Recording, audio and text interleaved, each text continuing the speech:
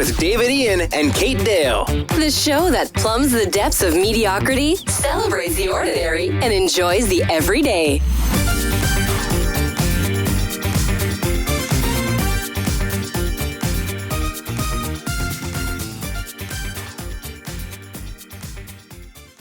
Hi everyone, welcome to Mediocre Gay, the podcast. I'm David Ian. And I'm Kate Dale.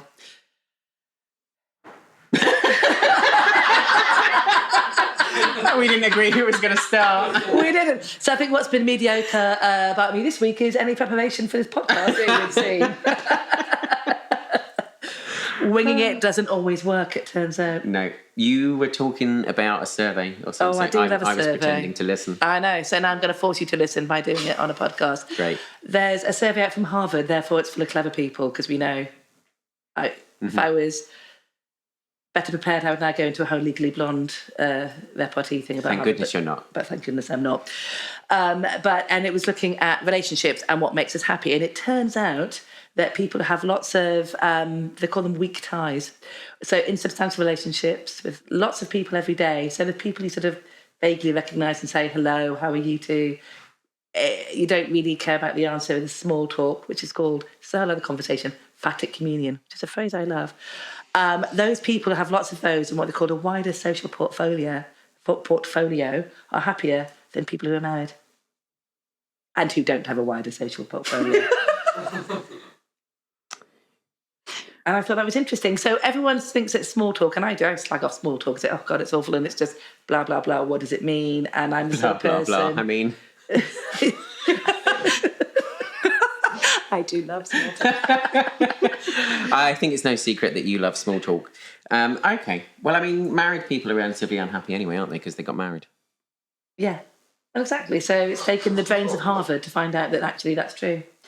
But so when you're saying hello to, I don't know, the barista in the coffee shop or the neighbour who you vaguely recognise, or, you know, those people, and... Surely that's not much of a connection, though, is it? What about, like, surely you need people a bit more than that?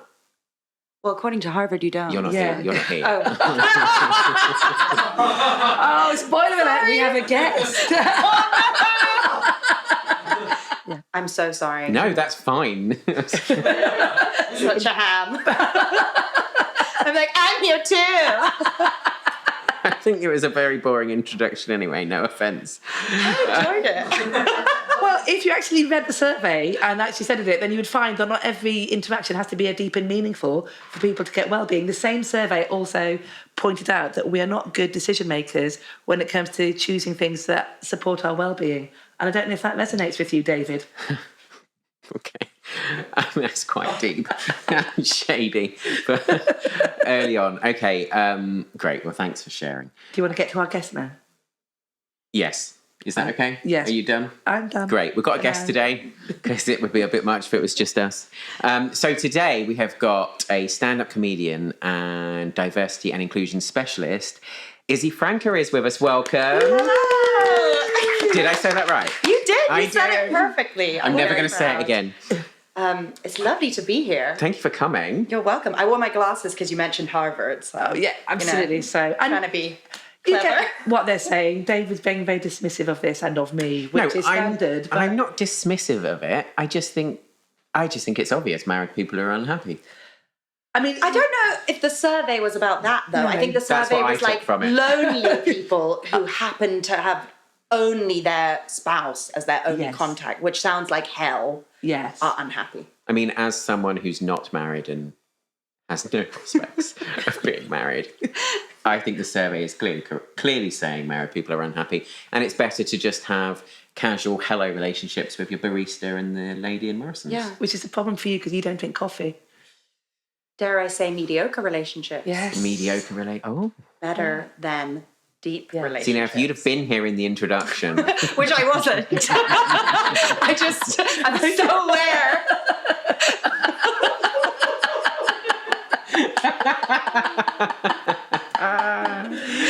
Okay, good. Diversity and inclusion specialist. Yeah. Tell me more. How I got into it. Yeah, all of it, like everything about it. Okay, great. So I started my career in media, and I was like, I live in LA, I'm an actor.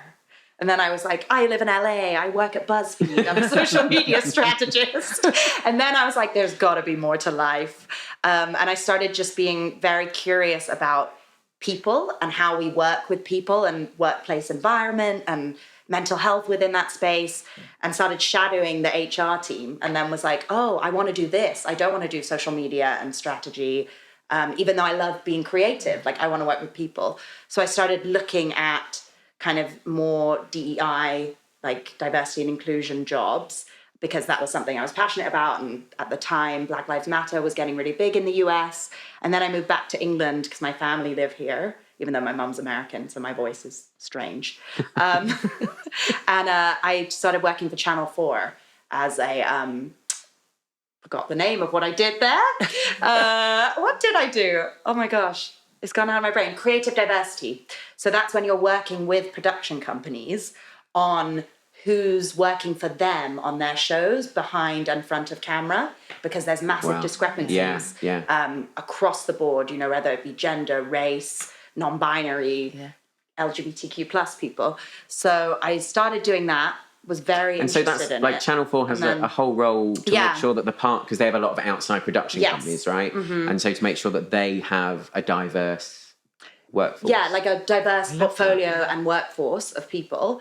And so I was based in Bristol, so they opened this Bristol office. It was mad. Like, I got the job in LA, moved to Bristol, having never been to Bristol. How was that?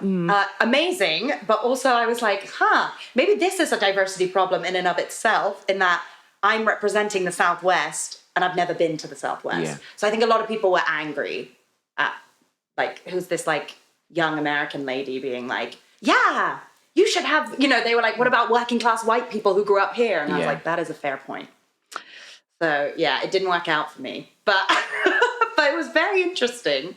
And I think the reasoning behind it is very important. Like, the reason that they want to have diverse shows and they want to actually monitor it is really good, even if it feels a bit tick boxy. I really love that. I never knew that they had something like that. I remember when I was at drama school, we had loads of really interesting conversations where they were one particular teacher. I wonder if I'm going to mention her anyway, Shannon Ashlin. She's an amazing, well, she started as an actor and now she directs, and like, she's utterly amazing. And one thing she was really trying to do was instill in us that it's like all of our responsibility to ensure that we are on a set that is diverse, that has women on it, that has LGBT people on it, that has people of colour, and to call it out when you don't, like, when that's not the case. 100%. It's on all of us. So the fact that that exists as a role, like, I love that. Yeah. It was conversations that I found really interesting, like, basic white straight men just couldn't understand why they would maybe turn down a job. Oh, sorry. Basic white straight men just couldn't understand, like, why they would have that responsibility, why they might turn down that job. Because and even now on a bill, like, I try my hardest to not be on a bill that's all male, which is actually way harder than you think that it's going to be. It's shockingly hard, actually. Because I don't want to turn up. I mean, I've turned up a few nights and the MC is a woman and the rest of us are all men. And at that point I'm like, this still doesn't feel quite right. But I won't do a night where it's just men. Because it is our responsibility. It's only us that is going to be able to change it, like being in the, like, out there doing it. To the point, David, would you then leave that night? That's a big ask. Yeah.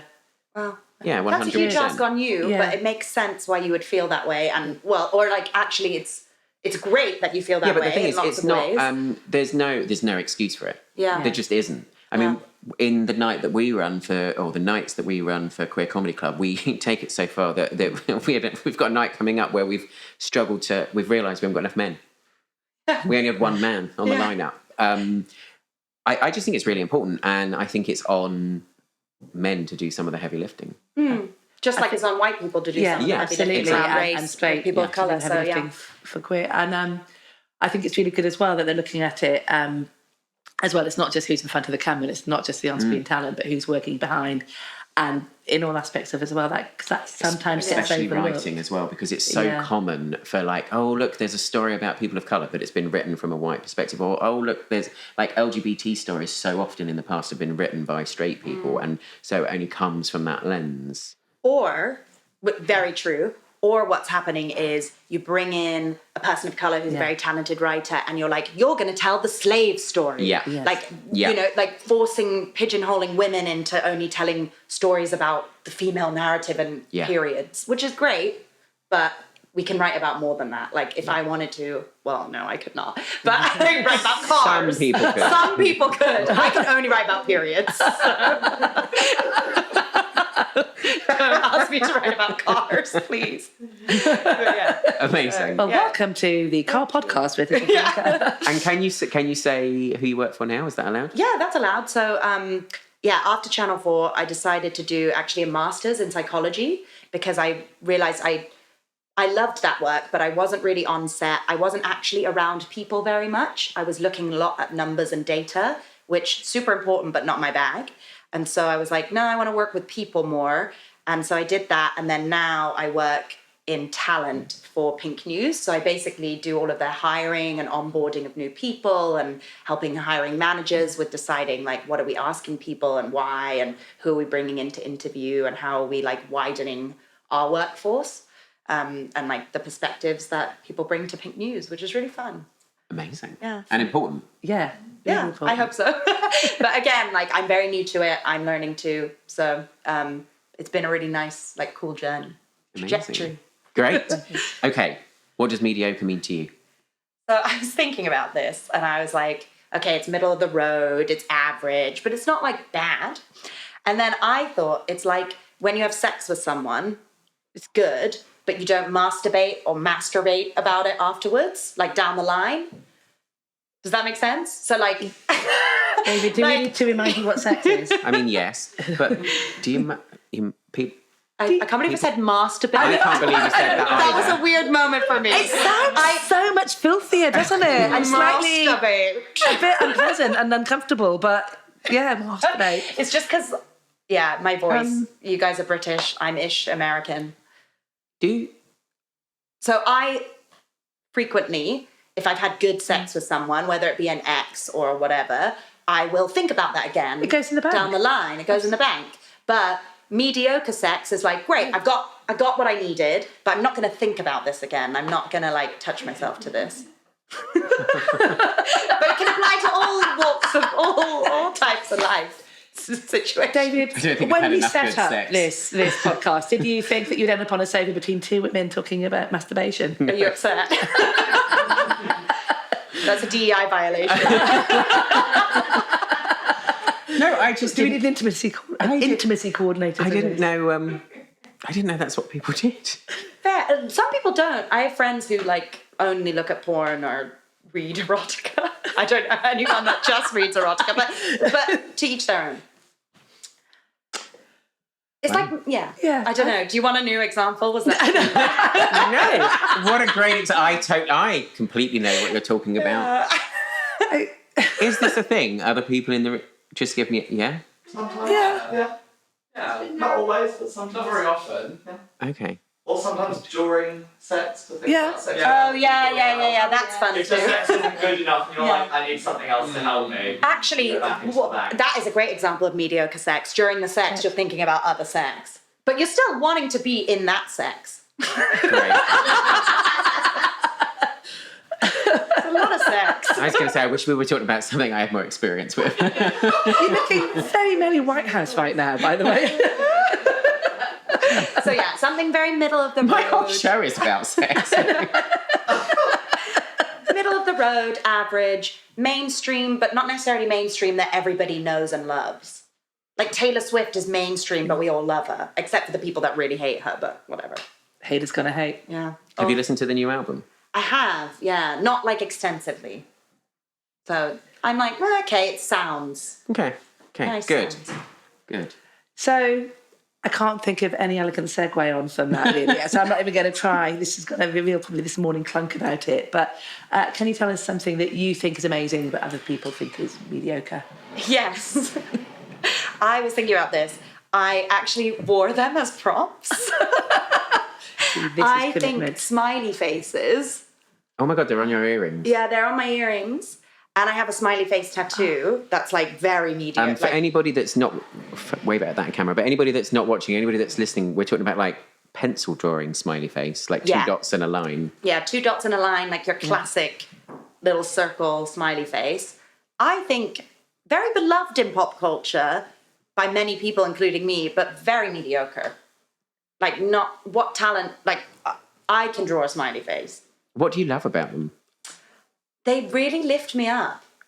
Like, I know that sounds really cheesy, but like, That might be the most American thing I've ever heard.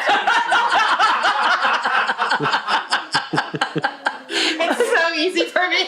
All I need is a little pencil drawing. Fuck Lexapro. Don't need anything else. Exactly. Like, oh dear, women's rights have gone back 20 years, but there's a smiley face. Great. See? Super problematic. I love them. Yeah, like they just make me feel like giddy and giggly, and like I got this tattoo in a very like strange way, and so I think maybe I've got that You attachment. got the tattoo in a strange We way. need to know that story. So I was with someone for a long time in LA. We were. It's all right, very you in can love. say, Amanda, one of our few straight guests. We do let them in very occasionally. Thank you. And they do beg. Very high threshold of acceptability, but you pass. Wow. Oh. So you're with this guy. Yeah. So I was with someone in a relationship. I'd had an awful day. My car had been towed, and I'd had to pay loads of money to go get it. I'd missed work. I'd had all these important meetings, yada, yada, yada. So this guy grew up in Utah, and he was like, we're going to organize what Mormons call a family home evening, which this was a Monday, and they do this thing on Monday nights where they sit around together and they have a meal and they play games. Essentially, they just have a normal family dinner, but they've called it family home evening. Okay. And he was like, but we're going to make it like fun. So This is just the two of you. and his roommate. So he right. pulled her into it because he was like, you've had a shit day. So he surprised me with family home evening, which involved like loads of shots. Then we went out and pretended it was my birthday. So we got like free cake and like, nice. yeah, it was very Yeah. sweet. It was, it was nice actually. So then he was like, and now we're getting tattoos. And for the context, he had loads of tattoos. That's what I had everyone no wants, is a surprise tattoo. So then at first I was like, no, that's too much. Like, we've had a nice family home evening. I'd like to go home. But then I had more shots. And then I was like, we're having tattoos. And so he was like, oh, what are you going to get? And I was like, as a kid, in my yearbooks, I used to write in everybody's yearbook, keep smiling.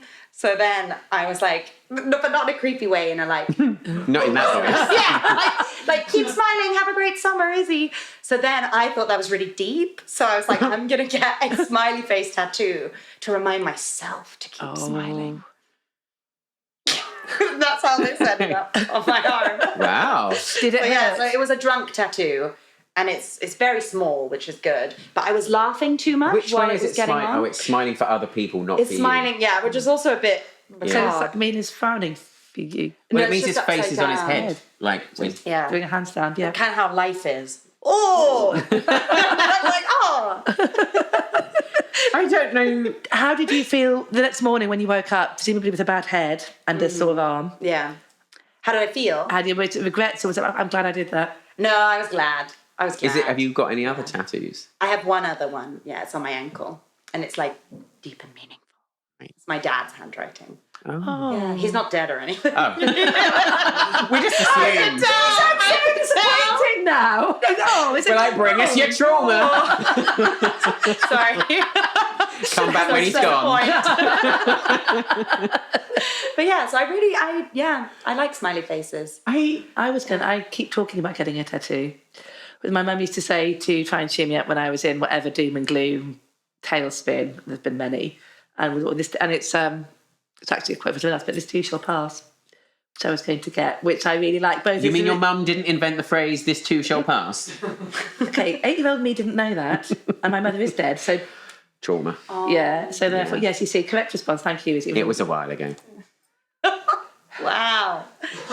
That's okay. Your grief is valid. Thank you, Izzy. Yeah, Look at the smiley face. It's fine. I feel so much better about it now. Maybe I'll just get that. Where would you have it? Well, I thought about down the ribs, but then that's going to hurt, isn't it? I quite like the idea of having one which I could show to people when I wanted to, but wouldn't always be on display. But then it's the commitment thing. I got a bit scared, A, of the pain, but B, of what if I change my mind if I don't like it? I was thinking too much about it. It's one of those things you have to be certain you want it, I think, but not think too much about Or just what be happens drunk. in the future. Or just be drunk. But not too drunk. Like, I was consenting. Yes. Which I signed a waiver. Do you have to sign a waiver? Yeah, you have to sign a waiver saying you're not drunk. But you were drunk. But so you lied. They must have known you were drunk, surely. Yeah, I mean, come on. It was Hollywood. Like, they don't care. Do you have to sign a waiver in the UK?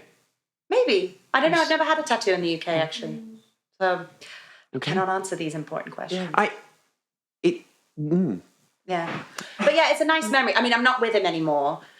And the relationship was quite traumatic in a lot of ways. But this was a nice thing. See, what's nice is it's a non-specific memory, isn't Exactly. it? So it's not like his name or anything. Oh, that Yeah, he's it's not a memory of branding. him. Yeah, exactly. It's a memory of a time in my Yeah. life. And it's like, and like these, I don't know, my mum gave me these for Christmas. I think there's a theme of just Yeah. like, I enjoy. And I will say, I smiley do faces. think the night that he gave you because you're having a bad day sounded like a nice night. I'll give him that. Like, That that's was nice. excellent. Yeah. Yeah. That He was was good. very good at things like that. Yeah. Although, why is it called a home night when you were not in the home? Well, we started in the home. So you just extended it. It's because it fell on a Monday and him and his roommate were from Utah. So in Utah, family home evening is always on a Monday. They didn't grow up Mormon, but they grew up around a lot It's of Mormons. it's a religion. a religious thing. Yeah. So it's like with a Shabbat on Friday or something. Is that Yeah, Monday exactly. You're home? Yeah. Right, okay. Mormons are the ones that are always walking around the streets. Yeah, like trying to convert you. us, yeah. It's the fastest growing religion because they still proselytize. Good word. Which I'm always like, that word, I'm always like, am I love going to that say word. prosthetic? There's a lot of them around where I live.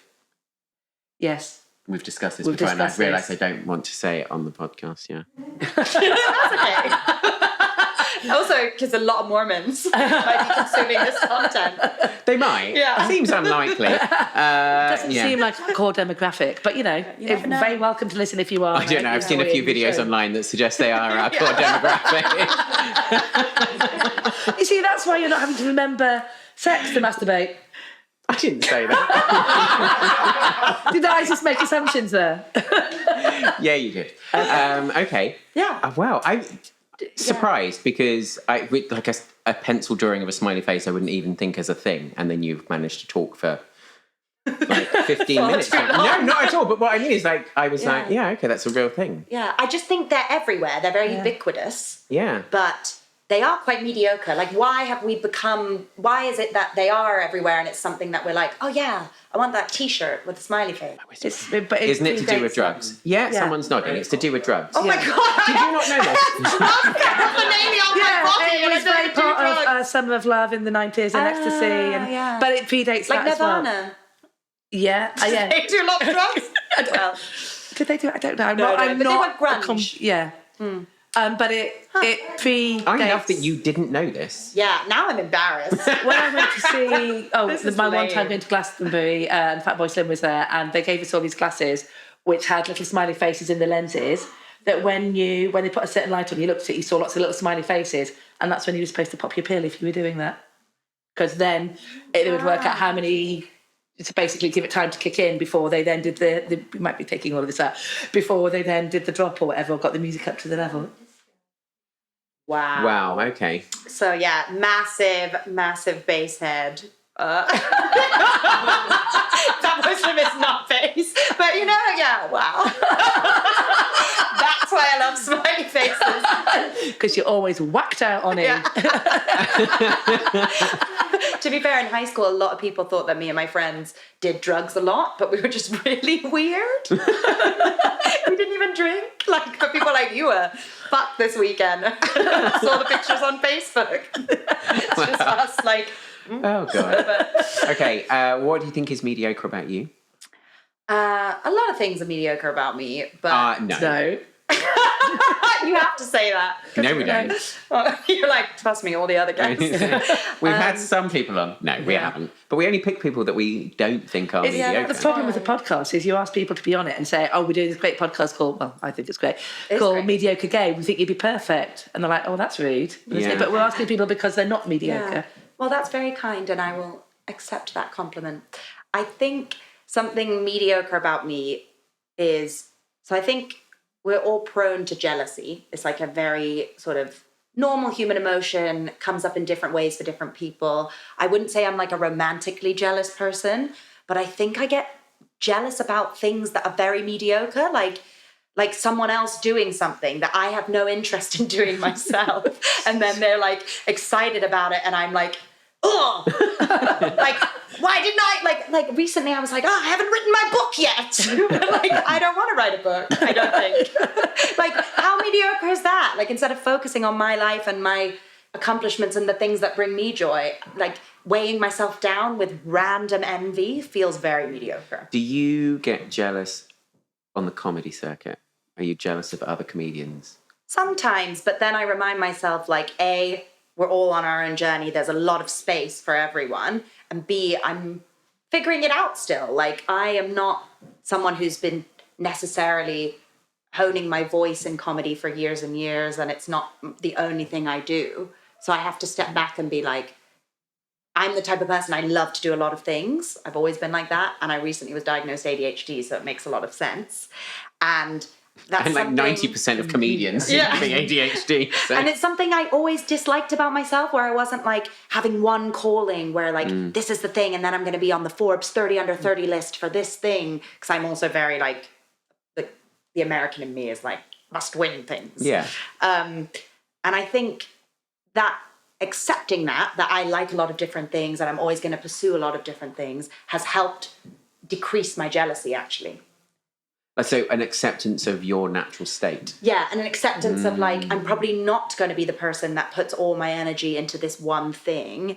So I shouldn't get jealous of somebody else who has done that or hasn't done that, but that one thing's working out for them. Because lots of things will and have worked out for me in my life. Like, you have to come at it from a place of abundance, which sounds very like manifesty. But you know, like, the world is abundant. There's space for all of us.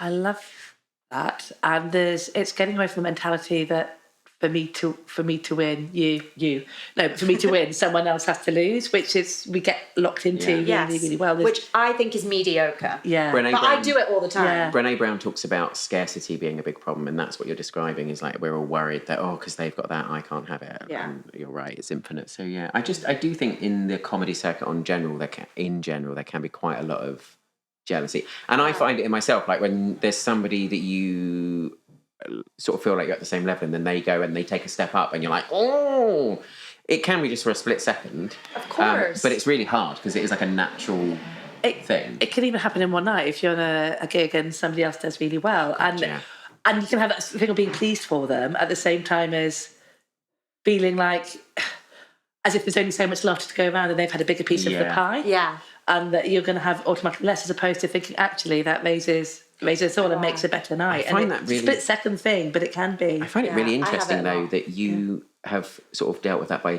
looking at yourself. Yeah, well, what do you mean by that? Well, so you've gone, well, this is how I do a thing. So you're like, I'm focusing on lots of things rather than this one specific. So your answer to it has actually come from you. Or is it that I fear failure? So I'm like, well, don't worry, I'm a jack of all trades. Oh. Yeah. Do you fear failure? Yeah, massively. Yeah. Very afraid of failing. I think that's why I also like to do a lot of things, because then you can't really fail at one thing. But that's true, but it's also very negative. That's a sort of self-beating up interpretation of that, isn't it? And I think I've got loads of thoughts on this, but surprise. But I think there's something around embracing doing some things in your life not brilliantly. Yeah. And enjoying that, enjoying the not being perfect at everything, I think is really good. And it's taken me quite a lot of years, despite not being good at much, to actually accept that and be okay with that. It's so hard. It's but then I also think there's something interesting in what you're saying, which I think combines with your D&I speciality as well, about that there is space for everyone. This is not about saying, oh, now it's the turn of this people to do that.